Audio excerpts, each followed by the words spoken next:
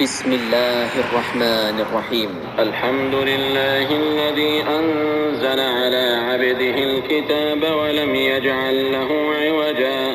قيما لينذر بأسا شديدا من لدنه ويبشر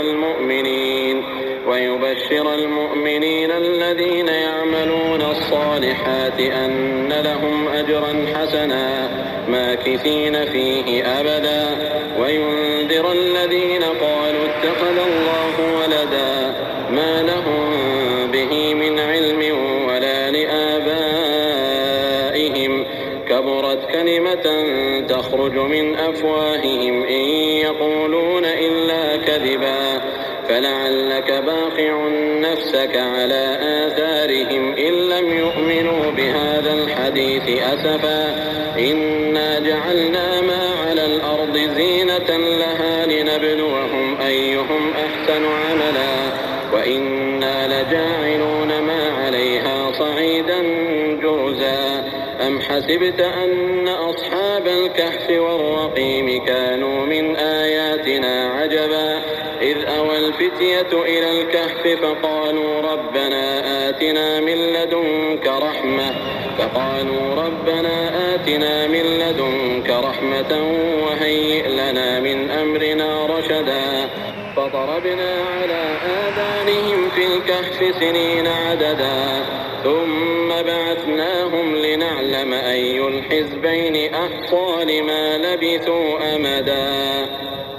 نحن نقص عليك نبأهم بالحق إنهم فتية آمنوا بربهم وزدناهم هدى وربطنا على قلوبهم إذ قاموا فقالوا ربنا رب السماوات والأرض لن ندعو من دونه إلها لقد قلنا إذا شططا هؤلاء قومنا اتخذوا من دونه آلهة لولا يأتون عليهم بسلطان بين فمن أظلم ممن افترى على الله كذبا وإذ اعتزلتموهم وما يعبدون إلا الله فأووا إلى الكهف ينشر لكم ربكم من رحمته ويهيئ لكم من أمركم مرفقا وترى الشمس إذا طلعت تزاور عن كهفهم ذات اليمين وإذا غربت تقرضهم ذات الشمال وهم في فجوة منه ذلك من آيات الله من يهد الله فهو المهتد ومن يضلل فلن تجد له وليا مرشدا وتحسبهم أيقاظا وهم رقود ونقلبهم ذات اليمين وذات الشمال وكلبهم باسط ذراعيه بالوصيد لو اطلعت عليهم لوليت منهم فرارا ولملئت منهم رعبا وكذلك بعثناهم ليتساءلوا بينهم قال قائل منهم كم لبثتم قالوا لبثنا يوما أو بعض يوم قالوا ربكم أعلم بما لبثتم فابعثوا أحدكم بورقكم هذه إلى المدينة فلينظر أيها أزكى طعاما فليأتكم برزق منه وليتلطف ولا يشعرن بكم أحدا إنهم إن يظهروا عليكم يرجموكم أو يعيدوكم في ملتهم ولن تفلحوا إذا أبدا وكذلك أعثرنا عليهم ليعلموا أن وعد الله حق وأن الساعة لا ريب فيها إذ يتنازعون بينهم أمرهم فقالوا بنوا عليهم بنيانا ربهم أعلم بهم قال الذين غلبوا على أمرهم لنتخذن عليهم مسجدا سيقولون ثلاثة رابعهم كلبهم ويقولون خمسة سادسهم كلبهم رجما بالغيب ويقولون سبعة وثامنهم كلبهم قل ربي أعلم بعدتهم ما يعلمهم إلا قليل فلا تمار فيهم إلا مراء تستفت فيهم منهم أحدا ولا تقولن لشيء إني فاعل ذلك غدا إلا أن يشاء الله واذكر ربك إذا نسيت وقل عسى أن يهديني ربي لأقرب من هذا رشدا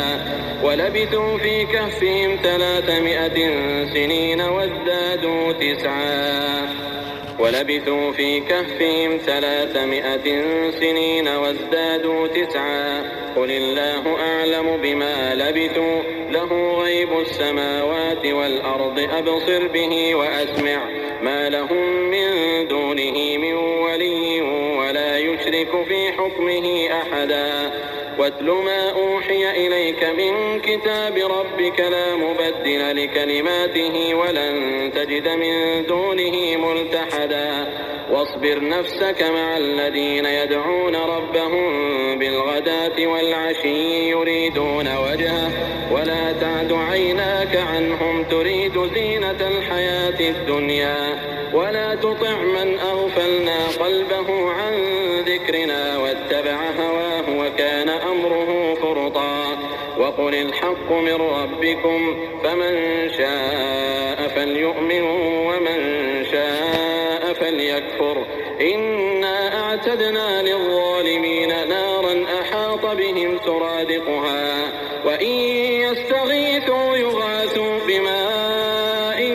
كالمهل يشوي الوجوه بئس الشراب وساءت مرتفقا إن الذين آمنوا وعملوا الصالحات إنا لا نضيع أجر من أحسن عملا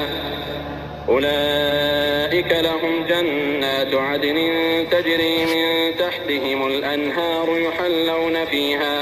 يحلون فيها من أساور من ذهب ويلبسون ثيابا خضرا من سندس واستبرق متكئين فيها على الأرائك نعم الثواب وحسنت مرتفقا واضرب لهم مثلا الرجلين جعلنا لأحدهما جنتين من أعناب وحففناهما بنخل وجعلنا بينهما زرعا كلتا الجنتين آتت أكلها ولم تظلم منه شيئا وفجرنا خلالهما نهرا وكان له ثمر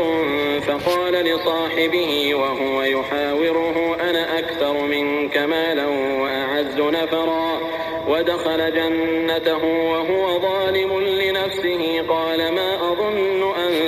تبيد هذه أبدا وما أظن الساعة قائمة ولئن رددت إلى ربي لأجدن خيرا منها منقلبا قال له صاحبه وهو يحاوره أكفرت بالذي خلقك من تراب ثم من نطفة ثم سواك رجلا لكن هو الله ربي ولا أشرك بربي أحدا ولولا إذ دخلت جنتك قلت ما شاء الله لا قوة إلا بالله إن ترني أنا أقل منك مالا وولدا فعسى ربي أن يؤتيني خيرا من جنتك ويرسل عليها حسبانا من السماء فتصبح صعيدا زلقا أو يصبح ماؤها غورا فلن تستطيع له طلبا وأحيط بثمره فأصبح يقلب كفيه على ما أنفق فيها وهي خاوية على عروشها ويقول يا ليتني لم أشرك بربي أحدا ولم تكن له فئة ينصرونه من دون الله وما كان منتصرا هنالك الولاية لله الحق هو خير ثوابا وخير عقبا واضرب لهم مثل الحياة الدنيا كماء أنزلناه من السماء فاختلط به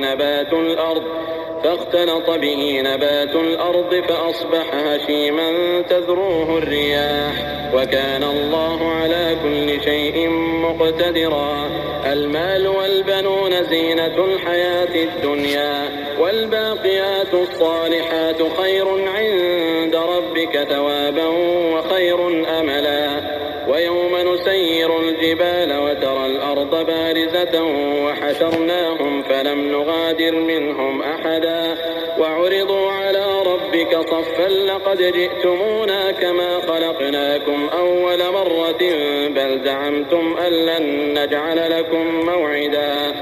ووضع الكتاب فترى المجرمين مشفقين مما فيه ويقولون يا ويلتنا ما لهذا الكتاب لا يغادر صغيرة ولا كبيرة إلا أحصاها ووجدوا ما عملوا حاضرا ولا يظلم ربك أحدا. وإذ قلنا للملائكة اسجدوا لآدم فسجدوا إلا إبليس كان من الجن ففسق عن أمر ربه أفتتخذونه وذريته أولياء من دوني وهم لكم عدو بئس للظالمين بدلا. ما أشهدتم خلق السماوات والأرض ولا خلق أنفسهم وما كنت متخذ المضلين عضدا. ويوم يقول نادوا شركائي الذين زعمتم فدعوهم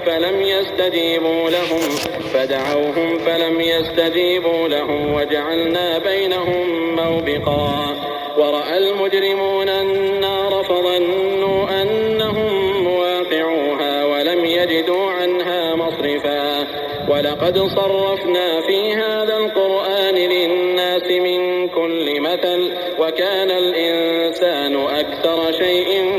جدلا.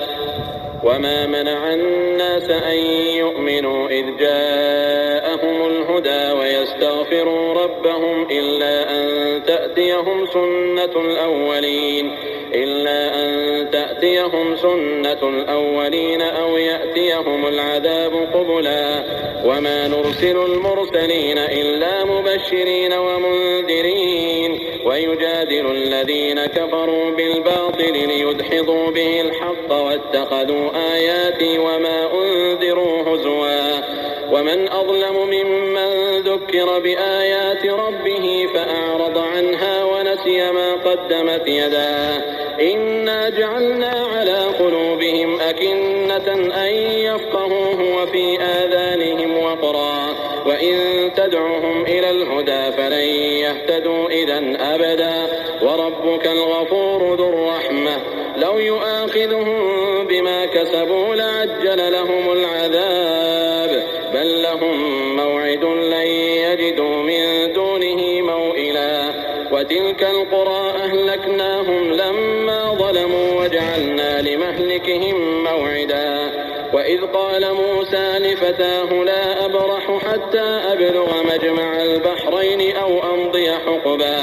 فلما بلغا مجمع بينهما نسيا حوتهما فاتخذ سبيله في البحر سربا. فلما جاوزا قال لفتاه آتنا غداءنا لقد لقينا من سفرنا هذا نصبا. قال أرأيت إذ أوينا إلى الصخرة فإني نسيت الحوت وما أنسانيه إلا الشيطان أن أذكره واتخذ سبيله في البحر عجبا. قال ذلك ما كنا نبغ فارتدا على آثارهما قصصا فوجدا عبدا من عبادنا آتيناه رحمة من عندنا وعلمناه من لدنا علما. قال له موسى هل أتبعك على أن تعلمني مما علمت رشدا. قال إنك لن تستطيع معي صبرا وكيف تصبر على ما لم تحط به خبرا. قال ستجدني إن شاء الله صابرا ولا أعصي لك أمرا. قال فإن اتبعتني فلا تسألني عن شيء حتى أحدث لك منه ذكرا. فانطلقا حتى إذا ركبا في السفينة خرقها قال أخرقتها لتغرق أهلها لقد جئت شيئا إمرا قال ألم أقل إنك لن تستطيع معي صبرا قال لا تؤاخذني بما نسيت ولا ترهقني من أمري عسرا فانطلقا حتى إذا لقيا غلاما فقتله قال أقتلت نفسا زكية بغير نفس لقد جئت شيئا نكرا قال ألم أقل لك إنك لن تستطيع معي صبرا قال إن سألتك عن شيء بعدها فلا تصاحبني قد بلغت من لدني عذرا فانطلقا حتى إذا أتيا أهل قرية استطعما أهلها فأبوا أن يضيفوهما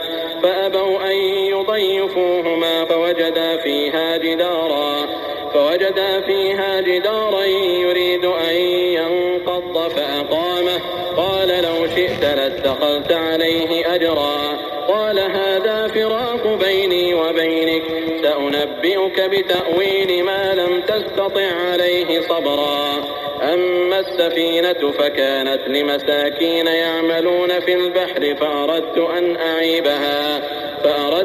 أعيبها وكان وراءهم ملك يأخذ كل سفينة غصبا وأما الغلام فكان أبواه مؤمنين فخشينا أن يرهقهما طغيانا وكفرا فأردنا أن يبدلهما ربهما خيرا منه زكاة وأقرب رحما وأما الجدار فكان لغلامين يتيمين في المدينة وكان تحته كنز لهما وكان أبوهما صالحا فأراد ربك أن يبلغا أشدهما ويستخرجا كنزهما رحمة من ربك وما فعلته عن أمري ذلك تأويل ما لم تسطع عليه صبرا ويسألونك عن ذي القرنين قل سأتلو عليكم منه ذكرا إنا مكنا له في الأرض وآتيناه من كل شيء سببا فأتبع سببا حتى إذا بلغ مغرب الشمس وجدها تغرب في عين حمئة ووجد عندها قوما قلنا يا ذا القرنين إما أن تعذب وإما أن تتخذ فيهم حسنا قال أما من ظلم فسوف نعذبه ثم يرد إلى ربه فيعذبه عذابا نكرا وأما من آمن وعمل صالحا فله جزاء الحسنى وسنقول له من أمرنا يسرا ثم أتبع سببا حتى إذا بلغ مطلع الشمس وجدها تطلع على قوم لم نجعل لهم من دونها سترا كذلك وقد أحطنا بما لديه خبرا ثم أتبع سببا حتى إذا بلغ بين السدين وجد من دونهما قوما لا يكادون يفقهون قولا قالوا يا ذا القرنين إن يأجوج ومأجوج مفسدون في الأرض فهل نجعل لك خرجا على أن تجعل بيننا وبينهم سدا قال ما مكني فيه ربي خير فأعينوني بقوة أجعل بينكم وبينهم ردما آتوني زبر الحديد حتى إذا ساوى بين الصدفين قال انفخوا حتى إذا جعله نارا قال آتوني أفرغ عليه قطرا فما استطاعوا أن يظهروه وما استطاعوا له نقبا قال هذا رحمة من ربي فإذا جاء وعد ربي جعله دكاء وكان وعد ربي حقا وتركنا بعضهم يومئذ يموج في بعض ونفخ في الصور فجمعناهم جمعا وعرضنا جهنم يومئذ للكافرين عرضا الذين كانت أعينهم في غطاء عن ذكري وكانوا لا يستطيعون سمعا أفحسب الذين كفروا أن يتخذوا عبادي من دوني أولياء إنا أعتدنا جهنم للكافرين نزلا قل هل ننبئكم بالأخسرين أعمالا الذين ضل سعيهم في الحياة الدنيا وهم يحسبون أنهم يحسنون صنعا أولئك الذين كفروا بآيات ربهم ولقائه فحبطت أعمالهم فلا نقيم لهم يوم القيامة وزنا ذلك جزاؤهم جهنم بما كفروا واتخذوا آياتي ورسلي هزوا إن الذين آمنوا وعملوا الصالحات كانت لهم جنات الفردوس نزلا خالدين فيها لا يبغون عنها حولا قل لو كان البحر مدادا لكلمات ربي لنفد البحر قبل أن تنفد كلمات ربي ولو جئنا بمثله مددا قل إن